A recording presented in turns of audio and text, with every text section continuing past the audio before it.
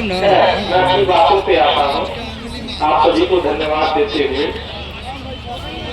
जब इस सभा की शुरुआत हुई तो धनंजय जी ने कुछ पंक्तियां कही, जो पंक्तियां भूल गई, मुझे याद करने में थोड़ा टाइम लगता है, लेकिन इतना याद है कि उन्होंने एक चिंता व्यक्त की कि हमारी जो प्राचीन धरोहर है जो है उनको कौन संभालेगा, उनकी चिंता वो व्यक्त कर रहे हैं।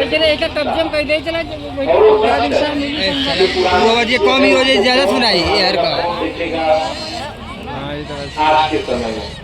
वही दूसरी तरफ मुझे उनका नाम यहाँ पे ज्यादा क्षमा चाहूंगा, आए और तुरंत 2 मिनट में बोल के चले गए कि उनका पुत्र या पोता जो भी रहा हो कि दादाजी के लाश पे मत्था टेक के गया राजेश्वर सिंह जी छत्तीसगढ़।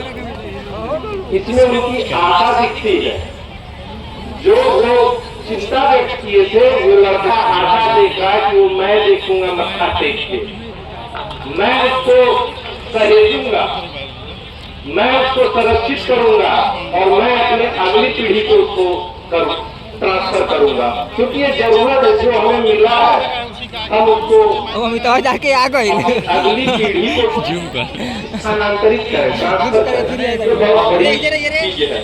तो मैं दोनों चीजें एक साथ देखता हूँ, चिंता भी होना, अगर हम चिंतित नहीं होंगे तो हम ऐसे व्यक्तियों को पैदा नहीं कर पाएंगे। मैं जब छोटा था तो मेरे बड़े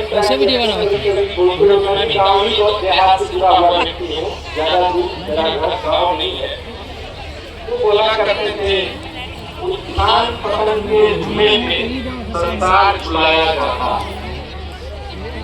ये जो संसार या हमारा जीवन है, ये दोनों चीजों पे हमेशा झूले के समान है। आप ध्यान दीजिएगा, जब हम झूले पे बैठते हैं तो निचले पायदान पे बैठते हैं, इसलिए ऊपर चले जाते हैं, और जब झूला चलने लगता है तो हम सबसे ऊपर जाते हैं। जब एकदम टॉप पे पहुंच जाते हैं तो उसके बाद कोई जगह नहीं रहती कि उससे ऊपर आप चले जाइएगा, आपको फिर नीचे आना है, फिर निचली पायदान पे आइएगा। हम लोगों के जीवन में भी इसी तरह चीजें होती हैं। कभी हम सुखी होते हैं तो समझ लीजिए कि हम उस ऊंचाई पे हैं, जब दुखी होते हैं तो समझ लीजिए डाउन पे हैं।